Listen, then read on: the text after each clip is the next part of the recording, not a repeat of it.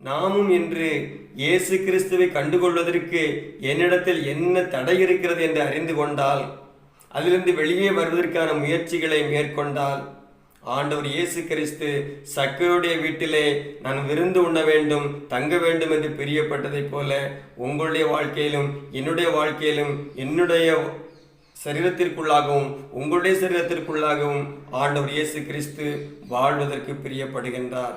அப்படி இயேசு கிறிஸ்து அந்த சக்கையுடைய வீட்டிற்குள் நுழைந்ததன் மூலமாக சக்கையுடைய வாழ்க்கையிலே மாற்றம் ஏற்பட்டது.